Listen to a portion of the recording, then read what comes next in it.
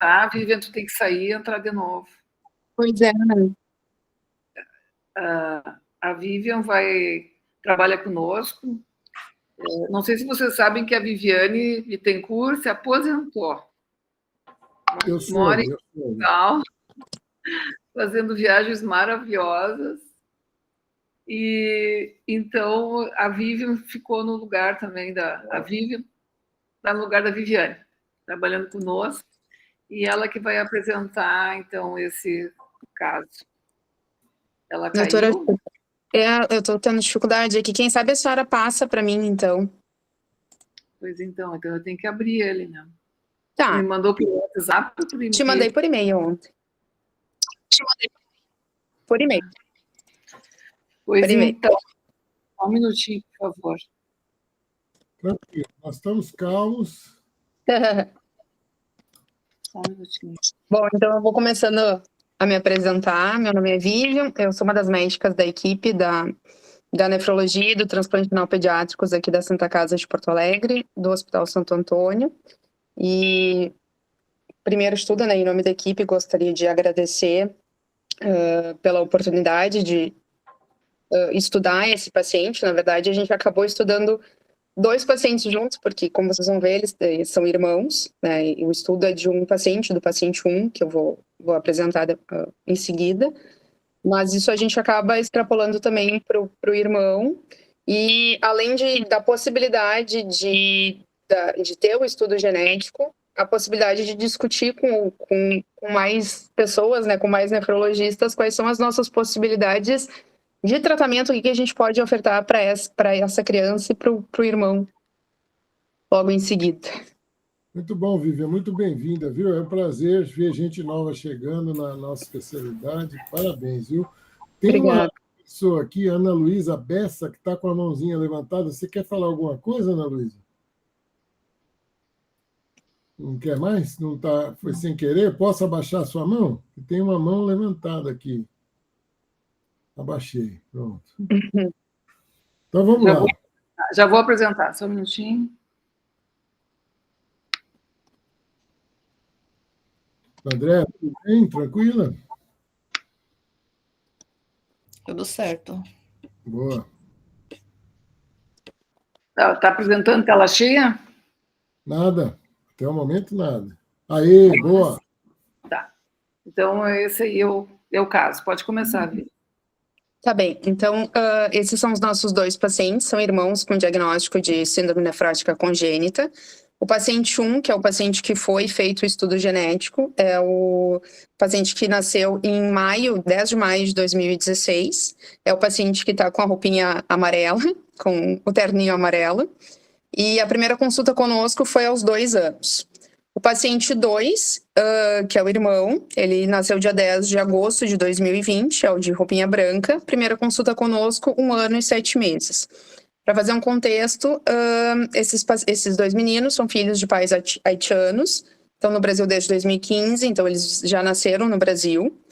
Sobre história familiar, não tinham nenhum relato de nenhuma doença familiar, e a avó materna e a avó paterna, elas tinham o mesmo sobrenome, mas não se sabia nenhum grau de parentesco. Pode passar. Então, nosso paciente 1, AD, né, sexo masculino, nascimento em maio de 2016. Essa primeira consulta conosco lá no Hospital da Criança Santo Antônio foi aos 2 anos, em maio de 2018. Antes disso, ele acompanhava com a doutora Alessandra, em Bento Gonçalves, que é a cidade de origem deles. Chegou para nós usando enalapril, levotiroxina e simvastatina. De antecedentes, era um prematuro de 35 semanas, a mãe com uma pré-eclâmpsia, peso de nascimento 1.709 gramas. Ele nasceu edemaciado, ficou internado por 1 mês em UTI neonatal, teve uma síndrome de aspiração meconial, uma sepse neonatal, e para esse diagnóstico do edema. Com 20 dias de vida, ele fez uma biópsia em junho, né, de 2016. Essa biópsia foi vista pela patologia lá da Santa Casa, que fez o diagnóstico de síndrome nefrótica congênita tipo finlandês. Então, aqui na biópsia, né, na conclusão diagnóstica, que juntando o estudo com a imunofluorescência, os achados anatomopatológicos, que era sugestivo de síndrome nefrótica congênita tipo finlandesa, e o resultado ali de que a imunofluorescência não tinha nenhuma alteração. A evolução desse paciente. Na primeira consulta, ele tinha uma taxa de filtração estimada de 79, uma creatina de 0,46 e uma albumina de 2,3. Ele seguiu conosco em acompanhamento dessa doença renal crônica em tratamento conservador, até que em outubro de 2019 precisou iniciar em diálise peritoneal. Nesse momento, ele ainda tinha uma diurese residual de aproximadamente 500 ml, a albumina era 2. Em dezembro de 2019, como ele mantinha essa hipoalbuminemia, nós começamos o ibuprofeno, pensando uma nefrec química. Tinha ainda uma diurese de 200 ml, 100 a 200 ml, umas 3 vezes ao dia. E além disso, de comemorativo na investigação pré-transplante, ele tinha um PPD positivo e começamos uma isoniazida. Em junho de 2020, ele teve um episódio de prese, um edema agudo de pulmão. Tinha uma hipertensão de muito difícil controle, ainda com hipoalbuminemia, como tinha a diurese residual, o ibuprofeno não tinha dado conta de resolver a parte da hipoalbuminemia, nós optamos por nefrectomia bilateral. E nesse comemorativo, dentro da questão de contexto social, também em agosto de 2020 nasceu o irmão, com as mesmas características, também nasceu edemaciado. Esse anátomo patológico na nefrectomia bilateral, então no diagnóstico, rins com alterações crônicas já avançadas, condizente com a informação clínica de síndrome nefrótica congênita, presença de aterosclerose acentuada, sinais de microangiopatia trombótica compatível com hipertensão acelerada. Ele entrou em lista em novembro de 2020, com uma albumina de 13,7, tinha completado 6 meses de isoniazida, que tinha sido a orientação da infectologia do nosso hospital, e o transplante aconteceu em janeiro de 2021. Nessa época, nosso receptor tinha 4 anos e 8 meses, 14 quilos, 96 centímetros, e as sorologias dele, ele era reagente para IgG, tanto de CMV quanto EBV. O doador, 4 anos, 14 quilos, 101 centímetros, causa de morte de tumor cerebral, uma creatina de 0,29, um paciente com vasos únicos e CMV e EBV desconhecidos. Então, eles eram bem compatíveis, assim, de tamanho e peso. Ele tinha 2 METs com o doador em A2 e DR13 e tinha um painel 0. A nossa indução, então, ele usou basiliximab, metilprednisolona, tacrolimus e micofenolato de sódio. Na internação do transplante, ele operou dia 19, no dia 20 ele fez um quadro de um edema agudo de pulmão, e nesse momento a albumina era 2,5. Precisou de ventilação não invasiva e ainda fez diálise peritoneal nos dias 20 e 21 de janeiro. Depois disso, ele evoluiu satisfatoriamente, foi melhorando diurese e melhorando a função desse rim, o enxerto começou a assumir, e nós tivemos que fazer uma conversão de tacrolimo para ciclosporina, porque ele não atingia nível sérico de tacrolimo. Teve alta conosco em 4 de fevereiro de 2021, nessa alta a creatinina era 0,61, uma taxa de filtração estimada de 65, albumina 5 e o EQU não tinha proteinúria. Essa foto era dele logo no início de segmento ambulatorial. Viviane, só uma pergunta. Essa camisa vermelha aí é da família ou foram vocês que induziram? Pois então, eu estava pensando se eu podia ou não podia fazer a piada, mas já que o senhor me deu a abertura, eu vou aproveitar e falar um pouquinho da nossa rivalidade daqui e dizer que apesar da camisa ele estava bem. A camisa fui eu que dei. Para todas as crianças do Inter. E as gremistas não dão nada porque são muito pão duras. Só eu dou. Não, mas eu vou assumir, vou começar a trazer para o lado. Então, no segmento ambulatorial, ele teve alta da internação de transplante dia 4 de fevereiro, dia 9 de março, retornou, assim, muito hipertenso, fizemos um Doppler, tinha uma estenose de artéria do enxerto de 80%, foi submetido a um stent farmacológico. Ele teve alta no dia 10, e daí, enquanto ele ainda aguardava o transporte, ele fez um pico de pressão, assim, um pico hipertensivo, fez um novo quadro de press. Nesse momento, a creatina era 0,7, o EQU era normal, EQU, sumário de urina e AS. E a albumina 4,9. Além de tudo, nesse momento, ele tinha um CMV que o log era 3, tinha 1.005 cópias. Nós temos como protocolo aqui, né, como ele era reagente, o IgG, o doador desconhecido, mas ele reagente, de modo geral, nós começávamos a tratar a partir de 4, mas como ele já tinha todas as outras, o log 4, né, todas as outras intercorrências, naquele momento se começou o ganciclovir via oral, e nós tínhamos o ganciclovir que tinha sido mandado para manipulação. Ele não tinha começado ainda o valganciclovir porque estava para manipulação pela dose, para o peso e para a taxa de filtração dele. No dia 17, em consulta de retorno ambulatorial, novamente exame de urina normal, com proteinúria urinária menor que 0,06, a pressão tinha um melhor controle e o log do CMV já estava em queda. No dia 24, uma semana depois, ele tinha aumentado 850 gramas de peso. A creatina tinha subido pouca coisa, 0,7 para 0,74, mas a albumina já tinha caído. Era 4,9 no dia 10, no dia 24 a 13,8. No EQU, 4 cruzes de albumina, 2 cruzes de hemoglobina e um índice de proteína creatinina 49,3. Nesse momento, nós diagnosticamos a recidiva e aqui o CMV já negativou e nunca mais positivou. Então, ele internou no dia 29 de março, com uma creatina de 1, uma albumina de 1,8 em anasarca, né? Uma comparação daquela foto anterior de fevereiro para agora em final de março, bastante demasiado. E nós começamos com pulsoterapia. Ele começou com metilprednisolona, 20 mg quilo dia, fez 3 aplicações. No dia 8 de abril, a creatinina era 1,32, com uma albumina de 1,7 e um índice de proteína creatinina de 38, e ele recebeu a primeira dose de rituximab de 375 mg por metro quadrado. Dia 13 de abril, a albumina seguia caindo, a creatina de 1,57, e nós optamos então por passar um Schiller e iniciar a plasmaférese. A questão é que, nesse momento, ele teve uma piora clínica, uma piora metabólica, piora ventilatória, diminuiu a diurese, e como ele já tinha passado o Schiller para a plasmaférese, nós começamos a fazer hemodiálise. Ele começou no dia 15, e ele fez a hemodiálise praticamente intercalada com a plasmaférese. Um dia fazia hemodiálise, um dia fazia plasmaférese. Essa hemodiálise precisou até dia 24 de abril. No dia 19 de abril, ele iniciou a plasmaférese. Nós fizemos 7 sessões até dia 7 de maio. Nesse momento, a creatinina era 2,33, a albumina 1,6, e nós paramos essa terapia porque não tinha tido resposta. Como é que está esse paciente agora, né? Após a perda de função do enxerto, ele retornou em maio de 2021 para diálise peritoneal. E desde então, é um paciente nosso que não lê os livros. Ele teve 2 peritonites por bacilo gram-negativo, uma peritonite fúngica. Nós tivemos que trocar a terapia de suporte para hemodiálise de 27 de março até 19 de maio, durante o tratamento da peritonite fúngica. E depois nós repassamos um Tencoff para testar. E funcionou. Apesar das 2 peritonites por bacilo gram-negativo e uma peritonite fúngica, funcionou.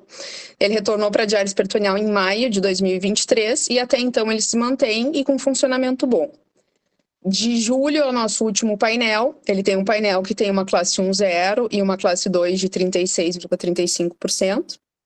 E em setembro nós tivemos acesso a esse estudo genético do Rebrasca. Então, nós vamos dar uma revisada, né, nos nossos dados dentro do Santo Antônio, na nossa casuística, né, de 1977, foi quando começou o programa de transplante renal pediátrico, até o momento, nós temos 928 transplantes. Dentro desses 928, 16 pacientes com síndrome nefrótica congênita, que é 1,7% dos casos, e nós tivemos apenas um episódio de recidiva com proteinúria maciça, nasarca e posterior perda de função do enxerto, que é o nosso paciente 1. A gente foi buscar dados na literatura, né, de como funciona essa recidiva de síndrome nefrótica congênita no pós-transplante. Então, o transplante ele é o único tratamento potencialmente curativo para a maioria dos casos de síndrome nefrótica congênita causada por uma alteração genética. É sabido que tem maior risco de recorrência da proteinúria maciça nas crianças que são transplantadas com síndrome nefrótica congênita do tipo finlandês.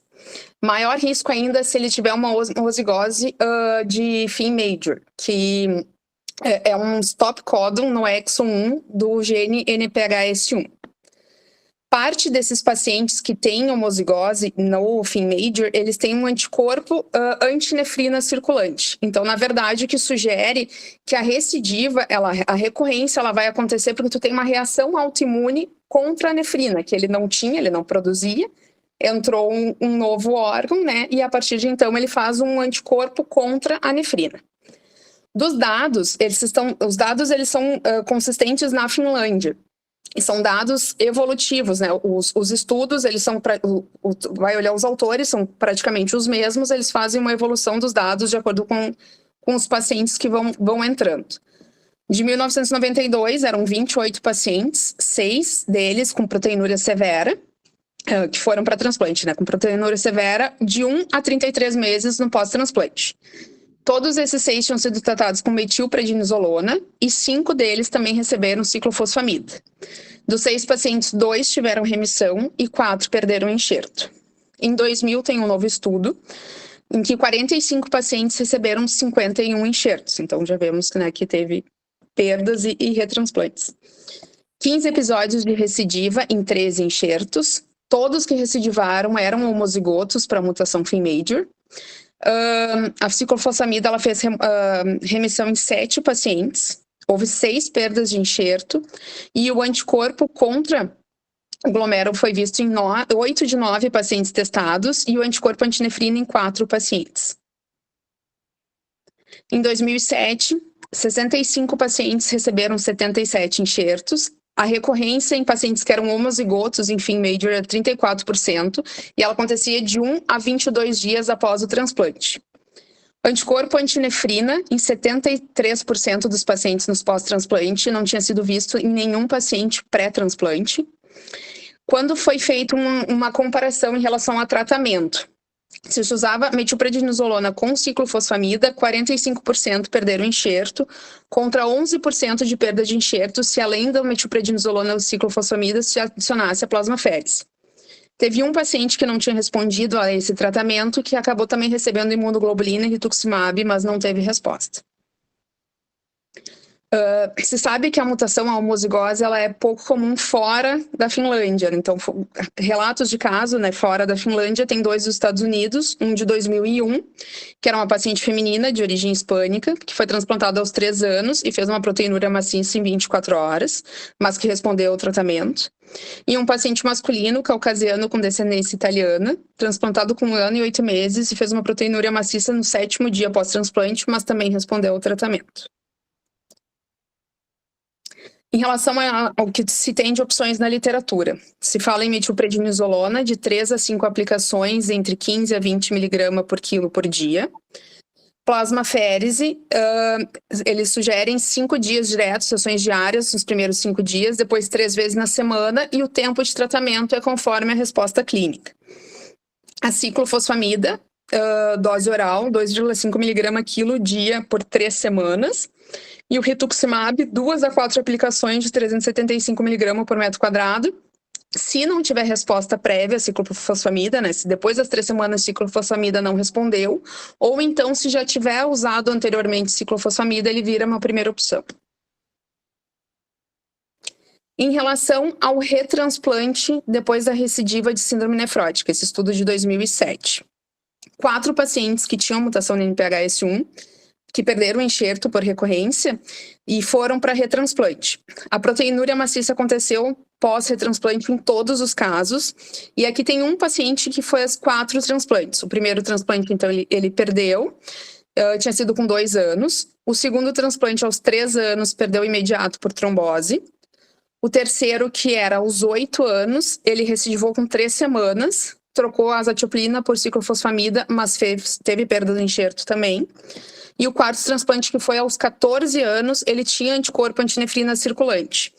No pré-operatório, antes da cirurgia, eles fizeram a primeira sessão de plasmaférese e ele se manteve fazendo plasmaférese por 12 semanas. Foram 41 sessões até aí. Além disso, no pós-operatório imediato já foi começada a ciclofosfamida, que também foi mantida por 8 semanas. Ele teve proteinúria maciça a partir do 2º dia do pós-transplante, mas houve uma redução gradual até ele negativar no dia 45.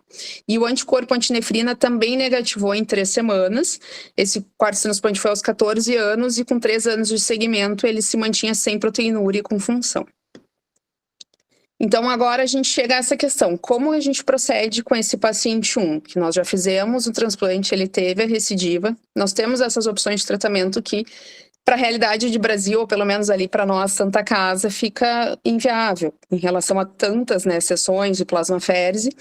E aproveitando que é um grupo tão grande, com tantos especialistas, a gente queria dividir as angústias e os conhecimentos e chegar numa melhor possibilidade de tratamento para um paciente 1 e isso extrapolar para o irmão paciente 2. Aqui são as referências dos estudos. Aqui é a nossa equipe. Da frente o pessoal do staff, de trás nossos residentes de nefrologia e de transplante renal pediátrico. E mais uma vez agradeço o espaço. Aqui deixei também meu nome e meu e-mail, caso alguma dúvida, alguma sugestão.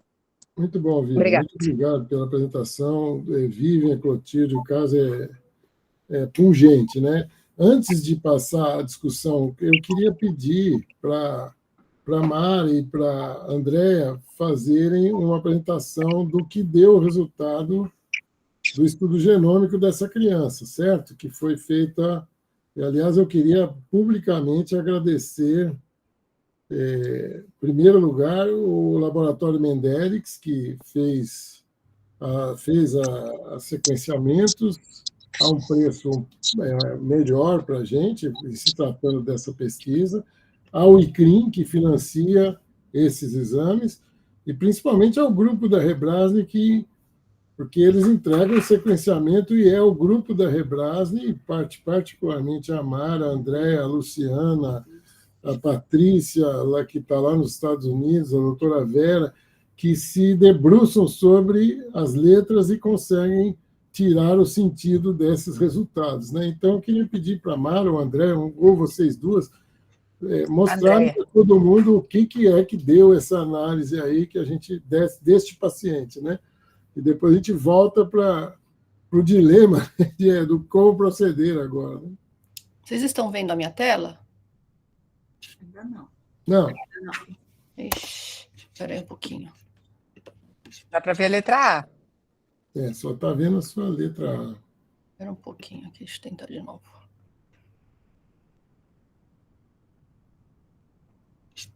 Não sei que não está conseguindo aqui, deixa eu ver se... Se você quiser mandar para mim, eu apresento, André. Tá, deixa eu ver aqui se eu não conseguir.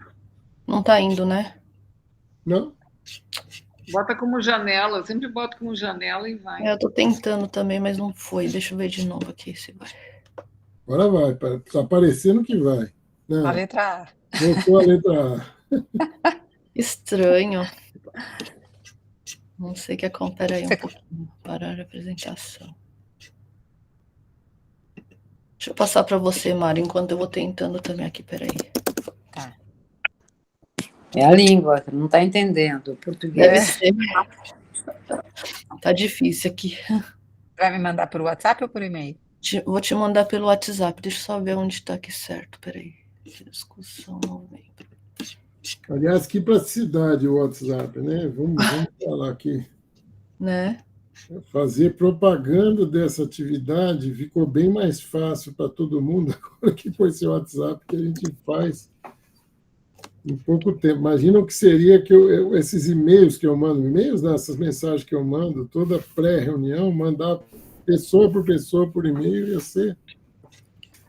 Mesmo que tivesse uma lista de e-mails, ia ser trabalhoso, né? O WhatsApp você já está com ele na mão, já vê na hora, né? Então, lembrando, enquanto fazem isso, essa é a última reunião desse ano. Se não me engano, é a 18ª reunião que a gente faz nesse programa.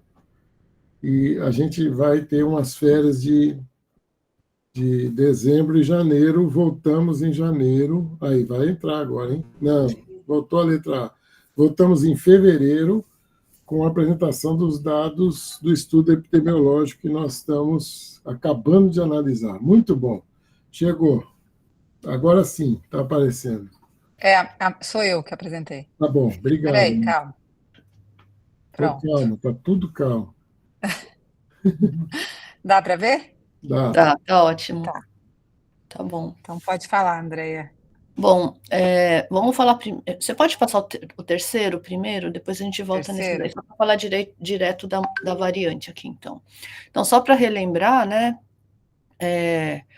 Foi comentado aí sobre FIM major e FIM minor.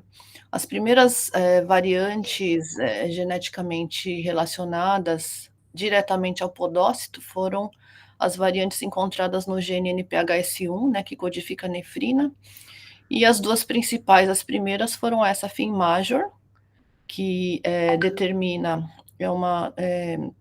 um stop muito precoce na proteína, então a ausência de proteína, como vocês podem ver aqui nesse gráfico, e a FIM minor, que determina uma alteração já numa porção um pouco mais final da proteína, então permite que ela exista, mas que não tem esse ancoramento ou a sinalização intracitosólica, né? Então, pode passar mais um. De maneira interessante, a variante que foi encontrada nesse paciente foi uma variante NPHS1, uma deleção já bem assim próxima, né, do início do código da nefrina, né, e que determina, então, uma mudança do quadro de leitura a partir do aminoácido 32, com stop codon depois de 10 aminoácidos, né? Então, o tamanho dessa proteína, que na verdade ela não vai existir, né? Ela é menor ainda do que o que está escrito, do que foi determinada na FIM major, né? Então, mecanisticamente, você tem a ausência de proteína da mesma maneira, né? Então, a manifestação da doença, ainda que essa criança a variante em homozigose, o produto proteico não existe, né? Outra coisa interessante também que a gente observa nesse paciente é que a recidiva não foi imediata, né? Então, a gente vê que, normalmente, quando a gente tem essa recidiva associada a fator circulante, a gente tem essa recidiva nas primeiras horas ou principalmente na primeira semana, né?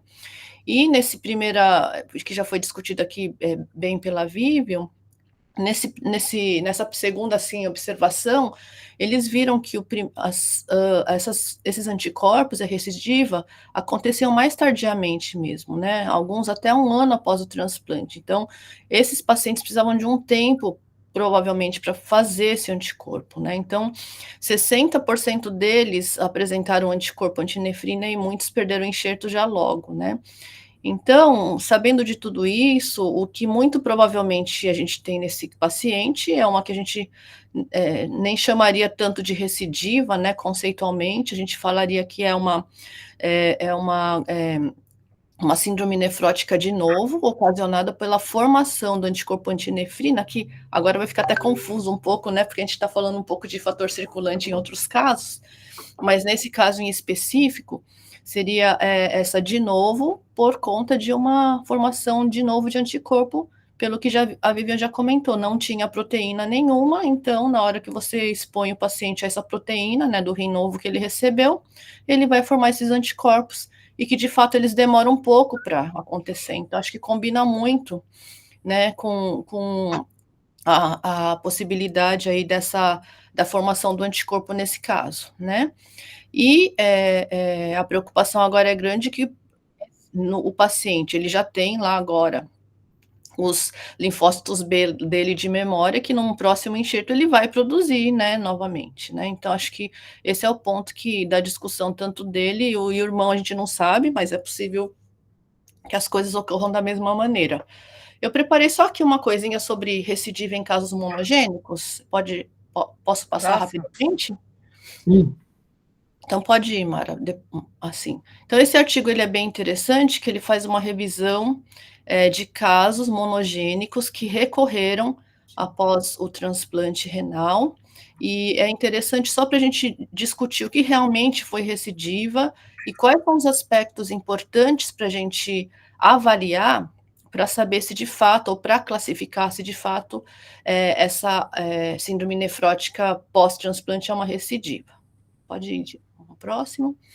Então, eles fizeram uma revisão de literatura, usando todos essas palavras aqui, esses termos. Pode passar. E aí se chegou à conclusão de que alguns pacientes, né, como a gente pode ver nesse quadro, apresentavam potencialmente a recidiva com causas monogênicas. Então, vocês podem olhar a predominância de casos com variantes patogênicas em NPHS2, um em NUP3 e um em WT1, tá? Então, eu coloquei um pouquinho, no próximo slide, um pouquinho aumentado, só para a gente entender algumas características. Então, aqui ele comenta de maneira interessante, assim, que os casos que recidivaram nos primeiros dias, né? Então, ele coloca esse de 10 dias, 7 dias, esse outro WT1 embaixo, 7 dias, muito provavelmente são recidivas de síndrome nefrótica, né? E que provavelmente eles não têm relação com a formação de anticorpo. Até hoje a gente não tem a observação e ninguém detectou, né, um anticorpo antipodocina, né? Apesar de que poderia ser, né? Todo mundo ficou atrás disso, então não tem essa descrição de anticorpo antipodocina, tá? Então, talvez pode ser outros mecanismos aí associados, e os outros casos, como vocês podem ver aqui, foram muito tempo depois, e alguns até sem descrição do fator, né? Pode passar o próximo. Aí, outra coisa muito importante, que acho que é uma mensagem para todos, né?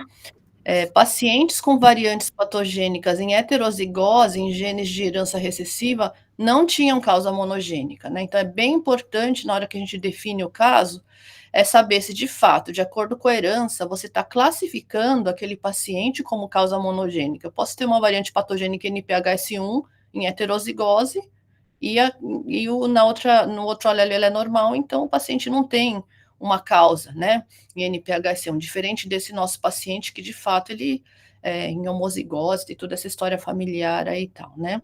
Então, esse é uma coisa bem importante. Outro fator também é que a gente não tem tanto esse problema no Brasil, que a gente começou a fazer análise mais recentemente, né?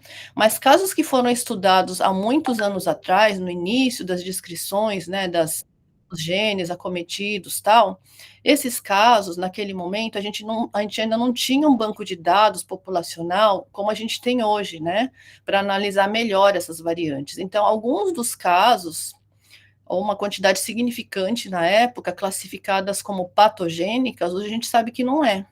Então, essa é uma outra questão. Um dos casos até a gente já discutiu aqui, né, Mara? Um caso do CD2AP, né, que a gente viu e que já foi descrito anteriormente como patogênico, e hoje a gente sabe que não é. Então, são alguns cuidados para a gente avaliar quando a gente recebe um resultado de um sequenciamento genético. Pode passar o próximo. Aí, esse daqui que eles comentam exatamente isso, né, que foram casos falando que era de recidiva, mas provavelmente são de outras causas. Pode ir. Então, só para, assim, deixar num resumo, né, que a recidiva, nesses casos monogênicos, é extremamente rara. Até vocês viram nos seus casos congênitos que teve esse, né, que, na verdade, provavelmente essa formação do anticorpo mesmo, antinefrina, especificamente nesse caso, né? Então, é bem importante sempre considerar outras causas de aumento de proteinúria, né? Principalmente aí, se ela acontece precocemente. Então, todo mundo que transplanta sabe aí das possíveis causas, né? Associadas também à DGF, que são rejeição celular ou mediadas por anticorpos, outras consequências de alterações tubulares, intersticiais, glomerulopatias de novo, né? Ou até nefrotoxicidade por drogas. É um pouco diferente aí, porque a gente viu nesse caso um edema, uma nefrose bem importante aí, né? Então, sempre, nesse caso, a biópsia ajudaria a gente, né, nesses diagnósticos diferenciais, e também sempre relembrando, confirmar a patogenicidade das variantes encontradas. Então, quando a gente tem dúvida, conversar, né, com alguém, ou consultar alguém que entenda ou um geneticista, ou quem está estudando isso, né, para realmente rever se essas variantes têm alta chance de ser aí, a causa da síndrome nefrótica. E também que a recidiva requer o desenvolvimento de uma proteinúria nefrótica de novo, né, descartando outros possíveis diagnósticos, tá? Eu não deixei colocado aqui no slide, mas a gente sabe hoje que de grau de evidência para recidiva, a plasmaférese é considerada aí uma terapêutica bem importante. Então, ainda mais, né, Vivian, esse caso que você falou do quarto transplante, a única coisa que acho que talvez fez a diferença foi saber antecipadamente, já iniciar com a plasmaferese antecipadamente aí nesse caso, né, específico, tá? Outra possibilidade que a gente pode tentar, a gente não tem isso no Brasil, mas existe possibilidade da gente enviar o plasma para colaboradores externos para fazer o anticorpo antinefrina, né? Então, isso é uma coisa que a gente pode tentar fazer também, que talvez ajudaria aí na decisão terapêutica também e no segmento depois do paciente para entender especificamente nesse caso, né, que a gente está discutindo. Mas pode passar mais dois? Mais esse daí. Volta mais um, desculpa. Então, só para relembrar, né, nesse caso que a gente falou da formação do anticorpo de novo, agora o assunto da atualidade é o anticorpo antinefrina aí, né, como causa de síndrome nefrótica ou marcador, né, de síndrome nefrótica de fator circulante e marcador ou causa de recidiva. Então, esse paciente aí foi descrito, né, no ano passado, mostrando que ele tinha anticorpo antinefrina prévio. Nesse caso, ele não tinha causa monogênica, foi descartada a causa monogênica, tá? Então, a gente vê que após o transplante, ele recidiva, realiza plasmaférese e rituximab, os títulos de anticorpos reduzem e ele entra em remissão com a redução da proteinúria, né? Então, esse paciente inicialmente tinha lesões histológicas mínimas. E mais um paciente, o próximo, esse daqui foi descrito, né, no Japão, era um paciente com GESF, não dá para ver muito bem o slide, que acho que está pequenininho, mas ele demonstra que 1 hora após o transplante, existe aumento do anticorpo, do título de anticorpo antinefrina, e existe já alteração de deposição no glomérulo, né, e também alteração, pode passar mais um, na microscopia eletrônica já dá para ver o início do apagamento dos processos podocitários, tá? Então, a gente vê que, de fato, assim, né, parece que o anticorpo antinefrina também pode estar implicado aí em outras doenças. Nesse congresso, agora no Kidney Week, foi apresentado um trabalho muito interessante, não é de transplante, mas só para a gente pensar num anticorpo, que pegaram casos naive, crianças que não tinham sido tratadas ainda, né, de síndrome nefrótica idiopática. Uma quantidade bastante significante delas apresentavam anticorpo antinefrina. Depois eles foram ver quem que respondeu e quem que não respondeu ao corticoide, e observaram que muitos dos pacientes que responderam ao corticoide reduziram de fato os títulos de anticorpo antinefrina. Entretanto, tiveram 2 pacientes córtico-resistentes que apresentaram também anticorpo antinefrina, né? Então, acho que é um conhecimento que está em construção aí, mas nesse caso em específico que a gente está discutindo agora desses 2 irmãozinhos, é interessante a gente saber aí as implicações potenciais aí e essas discussões sobre o antinefrina. Acho que era isso que eu tinha para falar. Você quer falar também, Mara?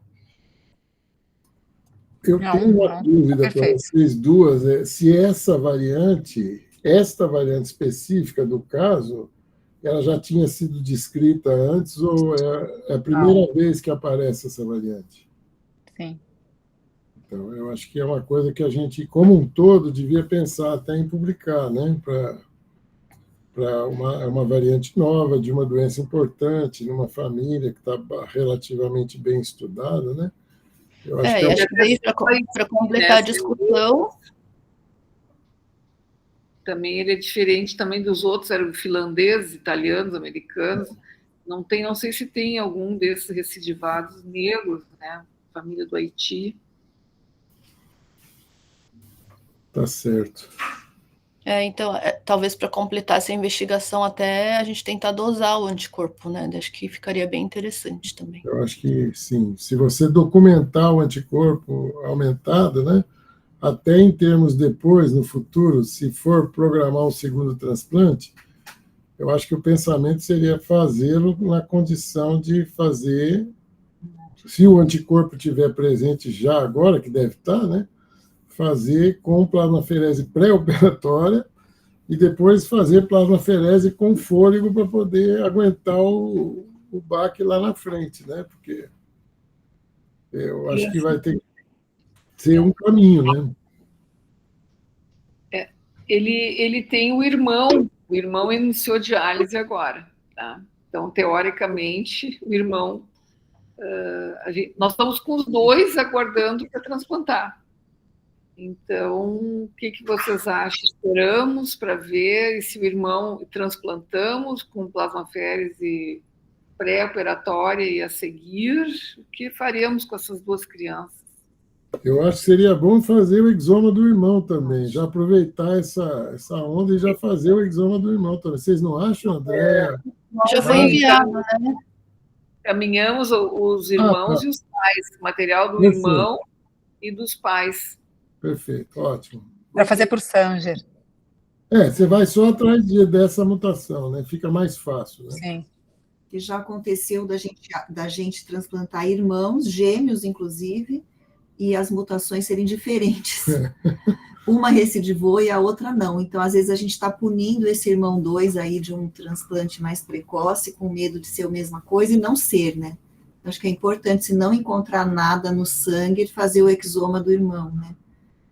Lucimere levantou a mãozinha lá. Andréia, onde é que faz o anticorpo antinefrina? Então, eu conversei com o Léo Riela. Ele Uhum. falou que a gente poderia fazer em forma de colaboração para enviar para ele, né? Então, seria possível, dá bastante trabalho fazer isso, mas é uma possibilidade da gente conseguir enviar aí o plasma para fazer o anticorpo, né? Uma das coisas que a gente poderia fazer, eu acho que assim, em ambos os casos, pode até ser que pré-transplante os títulos estejam muito baixos, né? E que ele vá subir só depois. O que a gente pode até fazer que acho que isso não vai até ter o resultado tal, não muda a conduta, a gente já colhe, deixa frisado, congelado. Depois que o paciente transplantar, a gente vai fazendo coletas seriadas e envia todo o material, vai da primeira semana, alguma coisa assim, para ele ser feito tudo de uma vez. Claro, enquanto a gente já está preparado para fazer plasmaferese precoce aí Eu acho que não só precoce, como para esse caso, acho que precisa ter plasmaferese indefinida. É isso, precoce indefinida. Deve ser uma briga de vocês lá, porque para esse caso, particularmente, precisa ter plasmaferese em um grande número, né? Se precisar. Não dá para correr o risco de ter que parar antes, né? Isso. Outra coisa assim, esse menino, ele tinha indicação de fazer nefrectomia, porque ele tinha febre, ele tinha anemia, e a mãe é religiosa, e ela não queria que fizesse enxertectomia. E ela rezou muito, e realmente ele passou aquele início, então ele ainda tem um enxerto, né? Ele está com um enxerto ali. Então, ele ainda deve ter mesmo antinefrina, se ele tem ainda. O enxerto está lá. Agora, eu acho que nesse caso, acho que eu não recomendaria o anticorpo antinefrina positivo, né? Seria interessante abaixar esse anticorpo antinefrina antes do transplante, Se né? tiver positivo... Se tiver positivo, aí talvez valha a pena ter uma dosagem antes. E como ele é do grupo A, a gente podia até tentar uma urgência máxima. Grupo A, às vezes, é fácil conseguir um doador, né? Se a gente conseguisse fazer plasmaferese, baixar, e então transplantar. A Vera está com a mão levantada, eu só queria... Tem uma pergunta da Roberta que eu acho que é uma questão importante. Antes da Vera falar, Vera, só segura um pouquinho. A Roberta está dizendo o seguinte: fiquei com uma dúvida. Foi dito que a recidiva de síndrome nefrótica é rara em síndrome nefrótica congênita de causa monogênica. Porém, a recidiva da síndrome nefrótica, especificamente do tipo finlandês major, é que seria muito frequente. No caso, é uma glomerulopatia, de novo, por anticorpo antinefrina. É isso que ela está perguntando. Exatamente isso, né, que a Andréa explicou aí, né? Quer falar, Andréa? Exatamente. Conceitualmente, a gente não falaria como recidiva, né? Por conta aí de formação de novo de anticorpo, tanto que ela é um pouco diferente, né? Que a manifestação ela vai ser um pouquinho mais tardia do que a manifestação que a gente observa aí na presença de fator circulante prévio, né? Então, sim, seria uma glomerulopatia de novo nesse caso. A Vera estava com a mão levantada. Vera, você quer falar? Não, o primeiro comentário era esse, realmente, que a gente fala que ela tem uma recidiva de síndrome nefrótica do ponto de vista clínico laboratorial. Mas a patogênese dessa síndrome nefrótica é totalmente diferente do que a inicial que a paciente apresentava, né? Outra coisa, quer dizer, eu não imagino por que esse paciente possa ter anticorpo prévio ao transplante, porque se ele, como foi mostrado, realmente ele tem um bloqueio da proteína muito precoce, né? E eu acho até que ele faz a recidiva tão precoce porque ele nunca realmente viu nefrina pela frente, né? Eu ia perguntar para Clotilde, Paulo, e pessoal que tem experiência no transplante, porque, para mim, eu imagino que ele teria que transplantar com uma quantidade de bloqueio, né, de célula B muito grande, né? Não sei assim, qual que seria a possibilidade, não sei se seria útil, por exemplo, o uso de gama-globulina associado com realmente a plasmaferese, enfim. Mas a gama teria algum papel? Seria uma pergunta que eu ia fazer. A outra questão é que é estranho, né? Eu não sei se nesse caso a gente poderia pensar da mesma forma, mas como a gente apresentou na última reunião, um caso que foi totalmente assim, era compatível, né, com uma síndrome nefrótica, aí seria de novo, aí seria uma recidiva, que era uma menina que tinha uma GESF, e fez aquela recidiva, tinha exoma, né, sem nenhuma doença monogênica, e fez uma recidiva super precoce, muito intensa. E que depois de um tratamento longo, que foi, acho que, né, Luciana, acho que deu quase um ano, né, entre plasmaféres, 1000 usos de rituximab, dose alta de ciclosporina, essa menina entrou em remissão. Quer dizer, em alguma hora, não deveria ser um anticorpo antinefrina, porque ela não tinha nada, a gente não detectou nenhuma alteração monogênica para ela. Mas provavelmente ela tinha vários anticorpos antipodócito, né, que a gente conseguiu, na evolução dessa terapêutica, um bloqueio dos anticorpos, né? Então, eu acho assim, que esse paciente, se a gente pensar num transplante, eu acho que ele teria que ser o mais invasivo possível, o mais intensivo possível, em termos de bloqueio de célula B, e talvez um tempo muito mais longo, né? Como acho que a Lu falou, realmente, não seriam 5 dias, 5 sessões de plasmaféres, mas também a possibilidade de ser um prolongamento de toda essa terapêutica. Era isso que eu ia comentar, Paulo. Tá Muito bom, bem. Só falando da imunoglobulina, não tem evidência que possa apoiar a gente a optar por isso nesse momento, né? Eu acho que pode até ser que um caso específico tenha um bom resultado, mas não dá para a gente falar isso, né? Agora, esse menino especificamente, ele teria anticorpos porque ele já foi sensibilizado, vamos dizer assim, com a nefrina, com o primeiro enxerto, que está com ele ainda, se não me engano, né? O enxerto está lá com ele, né? Não, sim, o primeiro, de Gormão, né?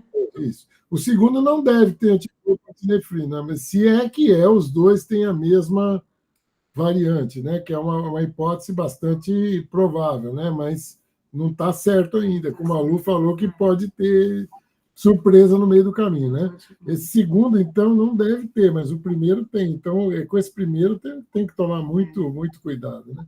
A Lu está querendo falar Não, aqui. que eu acho que a gente tem que entender esse transplante, esse segundo transplante dessa criança, como a gente faz um paciente hipersensibilizado ou anti-ABO, né?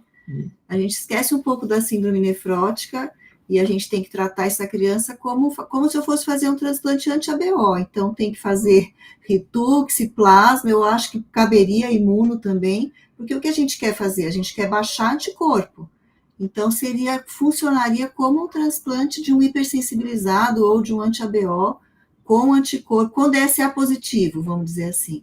Eu entendo que esquece a síndrome nefrótica e vamos pensar na hipersensibilidade dele, né? Uma questão, é um hipersensibilizado que tem um anticorpo positivo contra uma coisa lá do, né? Acho que é assim que a gente tem que entender esse paciente para um segundo transplante, né? A Adriana está com a mão levantada, mas vou deixar uma pergunta da Camila Metran aqui. Vocês fariam o rituximab no momento do segundo transplante do caso 1 e do caso 2? Então, André, já pega e já vai falando de Ritux também. Tá. A primeira coisa é que, apesar de a gente ter todo esse racional de fazer terapias pré-transplante, não há evidência na literatura que isso funcione, né? Então, assim, revisando de você fazer plasmaferese mais Ritux, ou plasmaferese sem Ritux, ou Ritux sem plasmaferese, a gente tem alguns casos que parece que funcionam, mas, assim, na grande maioria, assim, se você for ver no geral, ele não teria benefício. Então, eu não estou falando contra, assim, a gente que está vendo o paciente, a gente quer fazer tudo isso, né? Mas eu acho que o nefrótico não tem evidência, né, Andréia? Mas aí a gente tem que discutir com o pessoal dos hipersensibilizados, eu acho. Porque para a síndrome nefrótica não tem evidência, mas aqui não é uma recidiva, né? Nesse caso vai ser, porque agora ele já vai ter o fator antinefrina circulante, né? Então, assim, mecanisticamente ele vai funcionar agora como uma recidiva, porque nesse primeiro que já foi transplantado, né? Inclusive, pode ser que o título dele agora seja baixo, e não quer dizer que não vá aumentar depois, né? Ao ser reexposto aí ao outro enxerto. Agora, não sei, assim, o quanto um rituximab vai ajudar nesse caso sozinho, né? Acho que vai ter que ser muito associado à plasmaferese aí, já de cara. Eu acho assim, ó, Andréia, que se ele tem anticorpo agora, né? Eu acho que para transplantar ele teria que fazer plasmaférese e rituximab. É o ideal. É que a gente está chutando, né? Está chutando.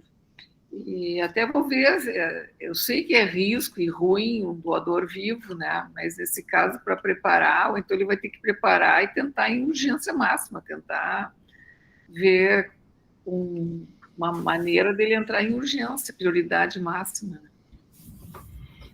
Eu teria medo de fazer com doador vivo, para esse caso, lógico, você também, né? Se levar o caso como uma exceção para o Comitê Técnico de Transplante, explicando os motivos imunológicos, você não acredita que seja possível defender uma priorização para ele um pouco diferente do que a gente entende como priorização normalmente? Não sei se será possível, mas acho que a gente tem que tentar. Né? Eu acho que também falar com o Léo Riala, se ele se interessa, né, no caso, porque daí dá uma prioridade e até uma rapidez de fazer os testes, né? Com certeza sim. A única coisa que o ELISA, ele não é muito simples de fazer, então não tem como fazer um só. Ele tem que juntar vários casos para fazer todos de uma vez. Então eu não sei o quanto, vai depender um pouco da sorte, né? Se a gente mandar o material e estiver perto de fechar um kit, vai sair rápido, senão por conta do problema mesmo, da dificuldade mesmo da análise um pouco do ELISA, que não é tão simples. Antes da Lucimere, só uma pergunta da audiência aqui. O Obres, ele joga essa pergunta e fica quieto, né? Olha só. Haveria alguma linha de pesquisa com terapia celular, tipo CAR-T-cell, com linfócitos T e anticorpos quiméricos para esse tipo de sinuca? Eu acho que não. Alguém tem alguma resposta possível para essa questão? Ele faz e fica quieto, né? Acho que não tem, né, Obelis? Eu acho que pode ser interessante, é uma coisa que está crescendo muito, né? Tem terapias anti-complemento, também está cheio de coisa nova chegando, mas eu acho que é especulação, né? Quem sabe no futuro. Quem sabe no futuro, né? Ele está falando que ele é mineiro, ele fica quieto lá, né? Vamos lá, quem mais? Lucimere levantou a mão. Não, é porque a gente tem uma pacientinha que está em hemodiálise agora, e na microscopia eletrônica tinha uma sugestão de ter anticorpo antinefrina. Então, é uma paciente que a gente está com muita dificuldade. Foi uma das que foi selecionadas, ela vai fazer o exoma pela Rebrage, e o que a gente vai fazer com ela, né? Não já era sempre, desde sempre uma angústia para a gente, né? Como é que vai ser? Porque a gente não sabe se tem, né? Foi uma coisa que foi sugerida, ela ainda não tem nenhum estudo genético. Então, acho que é um caso que é bem interessante da gente ver o que vai dar esse estudo genético dela, e também, se fosse isso de dosar, poderia ser uma outra ir na leva aí para ver se ele dosava, porque até a sugestão dos meninos era que fizessem uma dosagem de anticorpo antinefrina. Eu estava refletindo aqui, será que não era bom tirar esse enxerto? Mas aí, pensando como um anticorpo, né? Se a gente tirar o enxerto, vai aumentar ainda mais o título do anticorpo antinefrina, né? Então, é melhor deixar esse rim quieto e a gente trabalhar. Eu estou pensando até que uma pessoa legal para discutir esse caso seria a Maria Cristina Ribeiro de Castro, né, que trabalha com os hipersensibilizados, assim. Porque se a gente não tiver a dosagem do anticorpo, a gente vai ter que imaginar que ele está alto, né, no momento do transplante. E aí fazer um esquema de tratamento como de baixar mesmo o anticorpo antes de transplantar, né? É torcer pelo melhor e se preparar para o pior. Vera Maria Belangero. Você está sem microfone, Vera. Abre o microfone. A Lu comentou, e eu tinha pensado também, na hora que, sobre a questão dele ter feito a nefrectomia né, bilateral. Será que se ele tivesse um pouco dos anticorpos, não iriam para os rins nativos? Acho que não. André, Não tem a proteína. Né? Não tinha nefrina no rim. Não, mas ele tem o podócito, né? mas é antinefrino o negócio, né? É bem específico. E assim, ó, é muito risco transplantar criança, só que tem que esperar, então, ela perder sozinho, mas com albumina baixa não dá para transplantar. Vai trombosar, né? Também é um marcador aí de que está perdendo antitrombina 3, a chance de trombose é muito maior aí, né? E também a questão acho que a questão também da nefrectomia, além dessa questão que a gente está falando do anticorpo antinefrina, pode piorar o painel dela, né? Que já é positivo classe 2 aí. Sim. Então, já que ela está tolerando bem esse enxerto, não acho que a melhor conduta é manter esse rim lá como está, quieto. E nós mantemos um pouquinho, ele toma um pouco de ciclosporina, viu? Está urinando ainda? Nada, não. Nada. Úrico total. Bom, gente, se ninguém tem mal, é uma sinuca de bico mesmo, como falou. Que caso, hein? Como falou o Obelis aí, né? A Vera com a mãozinha levantada, quer falar mais alguma coisa, Vera?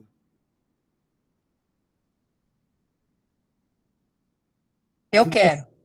A Vera está sem microfone. Você vai falar daqui a pouco, só saber da Vera que você está sem microfone. Não, foi sem querer, Paulo. Tá bom. Então, Mara. Eu estou analisando o sequenciamento agora, porque chegou esse sequenciamento para mim hoje. Então, eu estou abrindo as sequências, assim que eu tiver, eu te passo, Clotilde. Eu vou saber daqui a pouco se o irmão tem. Ah, o irmão? Que legal. Olha agora, que todo mundo quer saber. Mas é que eu estou baixando. Calma. Eu precisava de mais 15 minutos de discussão de vocês. Manda para o Paulo. Agora vai atiçou a curiosidade. Manda que eu divulgo os capítulos finais aí para todo mundo. Isso, você divulga no grupo, né? Divulgo no grupo. Porque eu vou ter que abrir os programas aqui, vai demorar um pouquinho. Tá bom, eu estava falando com o meu aluno, eu falei, me passa, eu estava torcendo para vocês conversarem mais. Então, tá bom, gente. Então, vamos encerrar, já são 8h30, eu achei ótima a discussão hoje, muito produtiva, né? Muito legal. Obrigado, Clotilde e Vivian, né? E, principalmente, os agradecimentos que eu fiz, né? Que do ICRIM, do Grupo Rebrasem aí, que está fazendo essas leituras, né, de noite, de madrugada, quer dizer, é muito bom saber que nós estamos trabalhando juntos e está sendo produtivo, né? Vamos continuar, né? O ano que vem a gente volta à atividade em fevereiro com os resultados da epidemiologia. Tem coisas muito interessantes lá, viu, nesse banco de dados. Eu queria que Nós que agradecemos. vocês viessem, tá bom? Foi excelente apresentação, muito boa. Obrigada. Legal, né? Bom fim de ano para todos e todas. E vamos em frente, né, gente? Eu vou parar a gravação aqui, senão ela fica gravando indefinidamente. E despedindo-nos a todos. Boa noite. Boa noite. Boa noite. Tchau.